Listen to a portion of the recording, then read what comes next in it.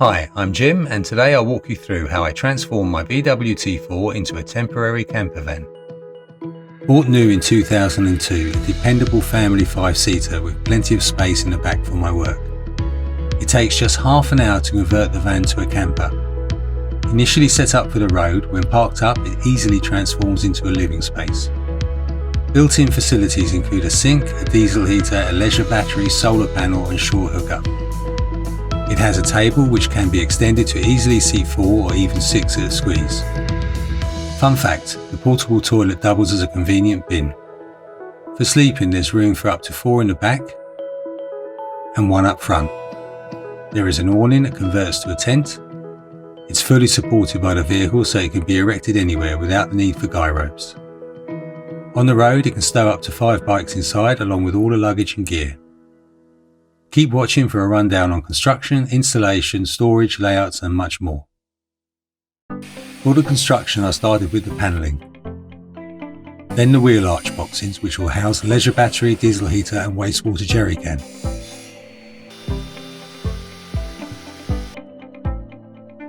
Spanning these boxings is the bulkhead cupboard subframe which incorporates the table storage.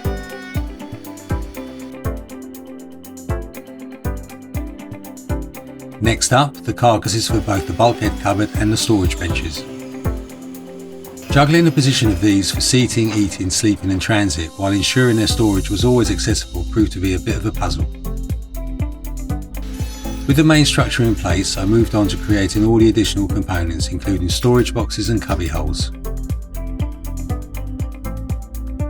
Once completed it was time to paint, and between coats I got to work installing the services. Converting a cheap stainless steel mixing bowl into a sink with waste fitting and tap.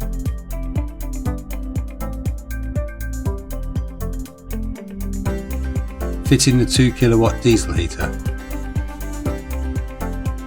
I connected it directly to the van's fuel tank and made this cover to protect the installation. Works fine. A voltage sensitive isolator. This ensures the starter battery is fully charged before passing current to the leisure battery.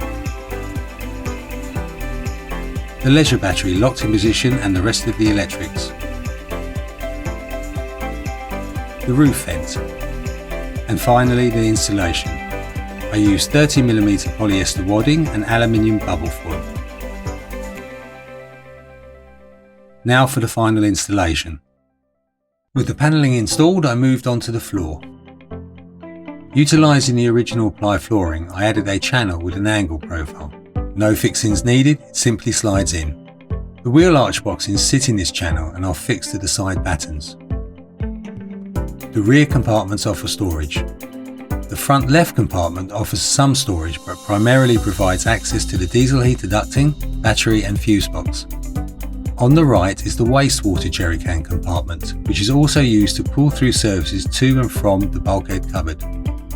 The bulkhead cupboard subframe is now placed in position, aided by protruding dowels. The table, composed of 2 interlocking leaves, is stacked and stored flush with the bottom of the subframe.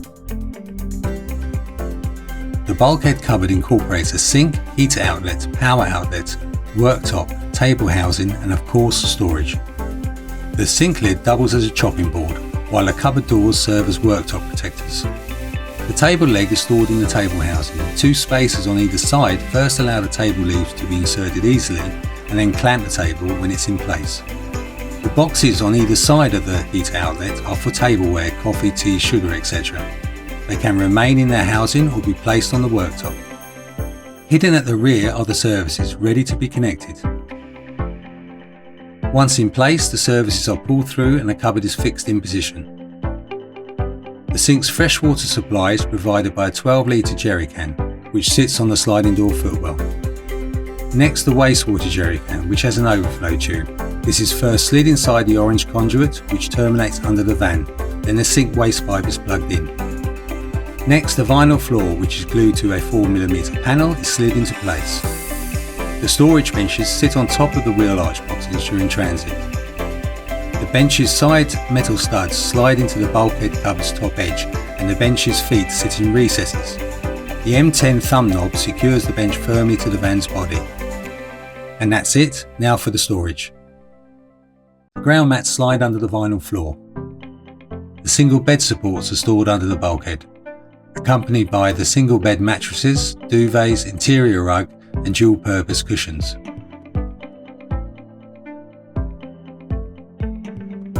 Now the cupboard.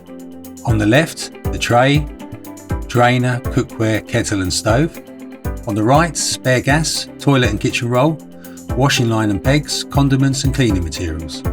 Moving on to the boxes beside the heater outlet. One box contains placemats, dishes, cling film, foil and more, while the other holds drinkware, sugar, tea, coffee, filters, coasters, cutlery and utensils. Now let's take a look at the bench storage.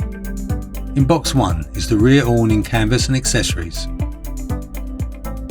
Box 2 holds the bike repair kit, inverter for charging a laptop and a 12-volt power bank. Along with other items, the box also includes the freshwater jerrycan accessories, camping lamp, solar panel cables and ceiling fan.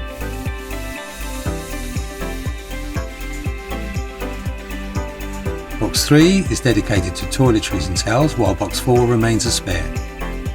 Moving to the rear compartments, the left side stores a toolkit, tyre jack, warning triangle, jump leads, mini compressor, bulbs, fuses and roof rack ties.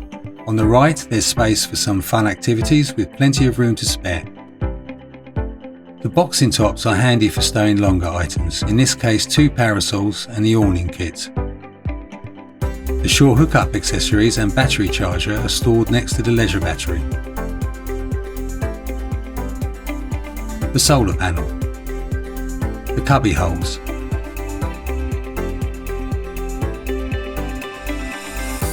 Now the front cabin. Under the driver's seat we have an inflatable mattress, 2-person tent, blanket and day pack. Meanwhile, under the passenger seat we store the camping table and 4 chairs. The bike rack is stored here, and the first aid kit is in the glove box. Now for a rundown on a few of the accessories. The solar panel, stowed on the ceiling, is unclipped and laid on the roof. With the panel held in place with its magnetic feet and extension cables fitted, it's just a matter of removing the IP68 socket cap and plugging it in. The solar charge controller is on view in the back, so it's easy to check the current and verify the system. The shore hookup connection is hidden behind the rear reflector. It's passed down through an opening behind the reflector and connected to the lead. There are 2 adapters, an IP44 for campsites and a Type E socket to create a standalone extension lead.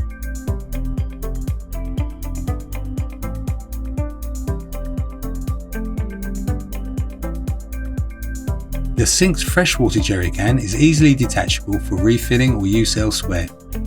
Its accessories include a sprayer hose and a switched adapter lead to power the pump.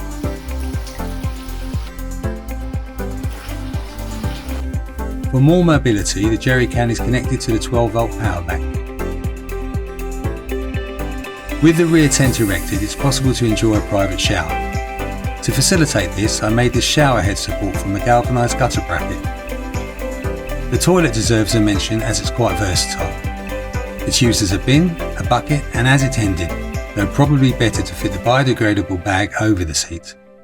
Now on to the interior layouts. Let's start with the bike rack setup. It consists of 2 brackets and a crossbar, braced by the storage benches and stabilised when the back doors are shut. I'm loading 3 bikes, but if needed 2 more can face in the opposite direction. To convert the space into a living area, the storage benches are moved to the seating position. Items stored on the boxes can go under the benches, or as in this case, be placed in front of the driver's seat along with the luggage, etc. Next, the mat is rolled out and the seat cushions are placed in position, with the remaining cushions pushed to the vertical to make room for the icebox, which is connected to a power outlet under the cupboard.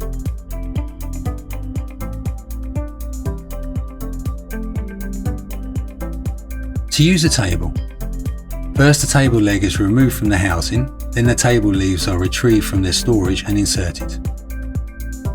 The leaves are then joined together and clamped in place. The table can be extended from 60 to 110 cm if needed. The rear sleeping arrangements. With the benches in the transit position, the triangular end supports are fitted, followed by the reinforced side rails.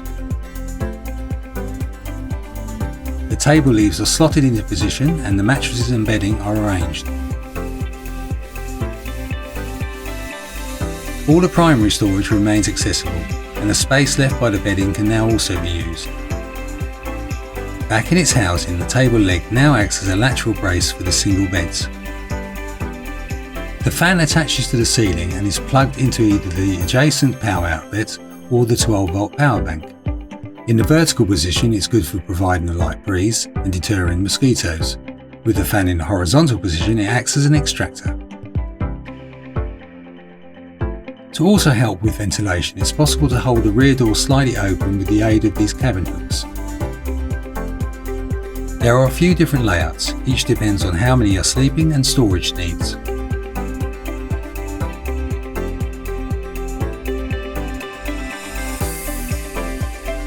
In the front cabin I made this back seat screen, along with screens for the side windows out of offcuts left over from the awning. The screens provide a nice private space to get changed and a shaded sleeping area.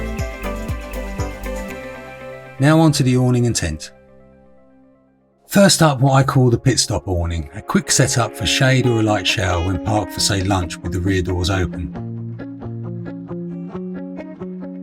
Now onto the frame setup. Unlike this, the back doors can be opened and closed at will. To begin, I attach the M6 thumb screw brackets to the door hinges.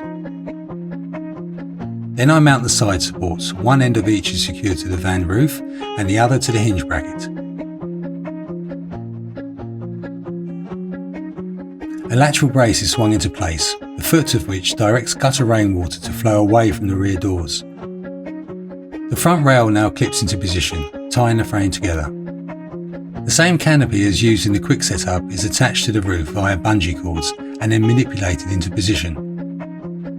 Next, the wheel arch bungee cords are fitted. Velcro straps secured the canopy to the frame and corner tensioners are swung into place. In case of bad weather or the need for privacy, then this setup is the prelude to the tent structure. First I mount the lower tent supports. The end is secured to the chassis and part way along it's braced by clamping it to the underside of the bumper. Next, the tent sides are first attached to the awning with Velcro, and then to the lower supports with corner loops.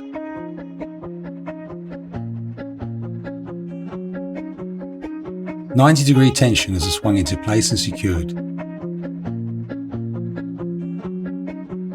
And lastly, the rear tensioners are slotted into position. This setup can be left as is or can be fully enclosed by adding the front cover. With the front cover in place, it's a simple matter to create an opening. This tent provides protection from most weather conditions.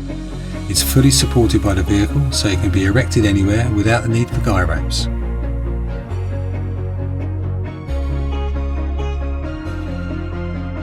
I originally planned on removing the camper setup after each trip away, but since the loading area with the installation is adequate for most purposes, I've decided to keep it in place and only remove it when necessary. The camper setup is mainly for my wife, myself and our 9-year-old son. Every now and then my two eldest, who are in their early 20s, might want to join us. For sure this will be a squeeze, but hopefully a lot of fun too. I will be sharing a video of our first adventure soon, so make sure to subscribe if you're interested. For additional details about the build, take a look at the description below. A big thank you to Josh Olufemi for helping me get started with video editing. If you like this video, please show your support by giving it a thumbs up. Thanks for watching, see you next time.